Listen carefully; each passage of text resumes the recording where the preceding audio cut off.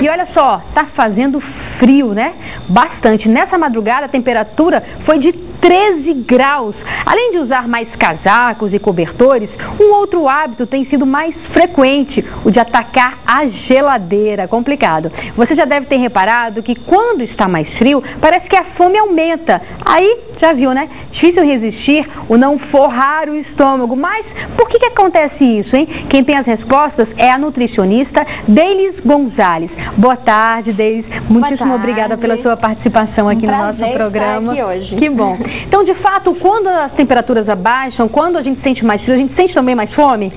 Sente. Na verdade, o que acontece? A todo momento, o corpo ele tem que gastar uma energia para manter a nossa temperatura estável. Quando a temperatura ambiental baixa, ele precisa gastar um pouquinho mais para manter essa temperatura estável. E com isso, consequentemente, com um gasto maior, você sente uma fome maior. Mais fome. Então, quer dizer, tem que ter cuidado realmente, né? Para não ganhar uns quilinhos extras aí, né? E tem que ter mais cuidado ainda, porque às vezes não é nenhuma questão de fome. Na verdade, às vezes você se confunde. Então, você quer um alimento mais quente para te dar a sensação de prazer, do calor do corpo, e geralmente esses alimentos, eles são um pouco mais calóricos, a composição tem um pouco mais de gordura. Tipo o quê, por exemplo? Tipo, as pessoas tendem a ir pra sopa, né? Sopa ou caldo, que é uma boa saída. Sim. Desde que seja uma sopa com uma composição interessante. Então, uma sopa de legumes. O que você recomenda, então? Uma sopa de legumes, que é fácil de fazer também, tranquilo. Exatamente. E o que seria mais calórico, assim? O caldo verde é bem calórico, né? Pronto. Caldo de feijão, que a Carol gosta, né, Carol? Falou absolutamente tudo. Caldo de feijão, o caldo verde, o caldo de mandioca. Também, né? A mania que as pessoas têm de dar uma incrementada nos caldos. Creme de leite, um leite também. Exatamente. Aí tudo por água abaixo. Aí acho que o caldinho é inofensivo, né? Tomando só um caldinho e aí tá consumindo bastante caloria, né? Exatamente. Então qual a recomendação? Muitas vezes você falou assim, não é fome, né? Seria, que sensação seria essa, assim, por exemplo? Eu já ouvi dizer que às vezes as pessoas também, não sei se é verdade também, às vezes você está com sede e aí confunde um pouco com fome. Às vezes você toma água que aí isso acontece também? Isso acontece, isso é verdade.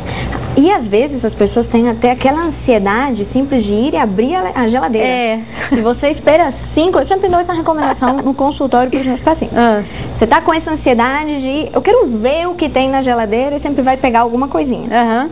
Tenta 5 minutos. 5 minutinhos? 5 minutinhos. Se a vontade continuar... É porque é fome. Mas também escolha escolhe o que você vai comer, né? Com certeza. É porque assim, eu percebo, Deilis, você é de onde? Eu sou de Cuba. Ah, legal. Faz tempo que você tá aqui? Já tem 10 anos. 10 anos já. Um levezinho sotaque que eu percebi, mas quase imperceptível. Percebo também muita gente falando assim, eu quero emagrecer e não consigo. Aí quando você vai olhar o prato da pessoa, é altamente calórico, ou então pede um fast food da vida. Então as pessoas não têm muito consciência dessa relação, né? Do que está consumindo. E aí, quer dizer... Não tem mesmo. Uma coisa que acontece muito no consultório é, eu quero emagrecer, não estou entendendo por que eu não emagreço se eu cortei todo o carboidrato. Só lembrando, carboidrato seria os pães, arroz, macarrão. Então a pessoa acha que cortando o carboidrato emagrece e não é bem assim. Então, mas aí o que eu quero mostrar?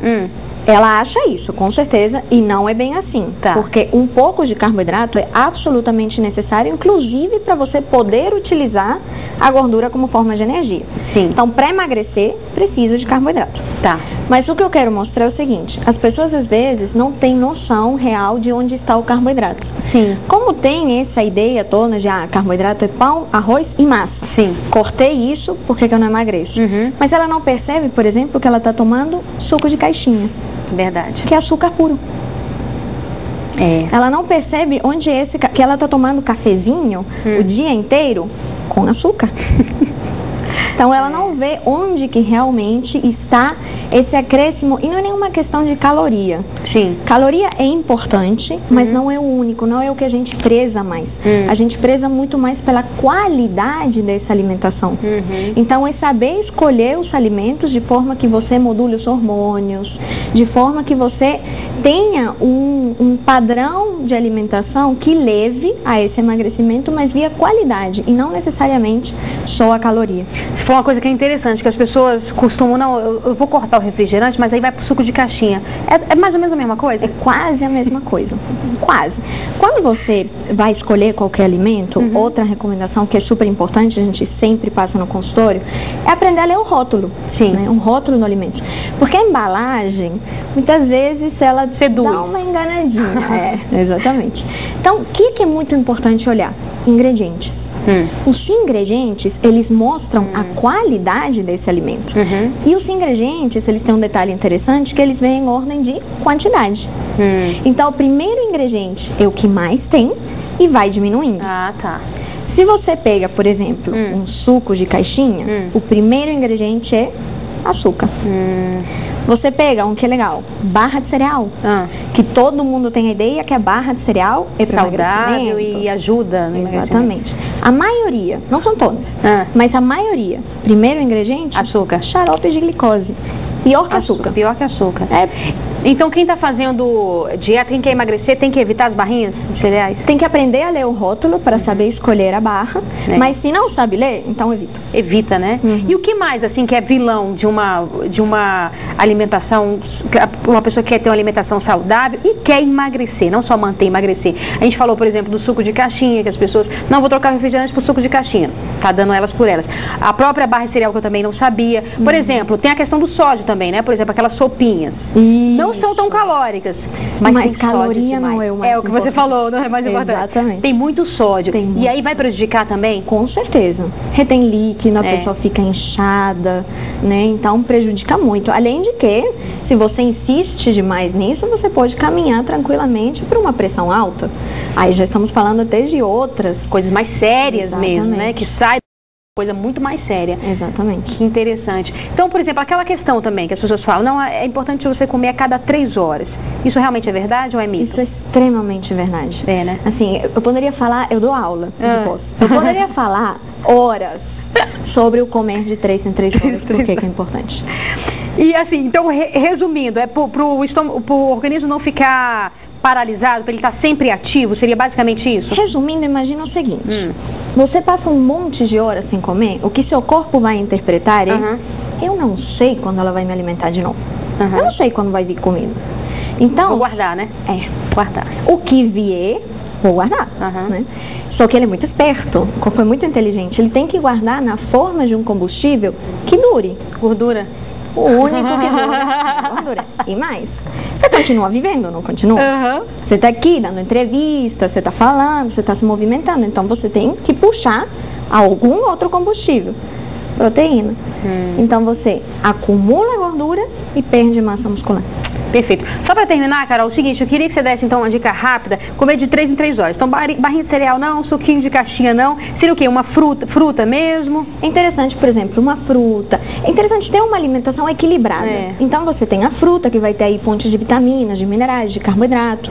Associar, por exemplo, ao mix de castanhas oleaginosas, né? Castanhas de caju, do Pará. Legal. Que você vai ter uma fonte de gordura saudável. Vai saciar, porque a fruta, ela não sacia tanto, né? Na verdade. Por quê? Porque, na verdade, a gente volta naquela questão de modular os hormônios, por exemplo.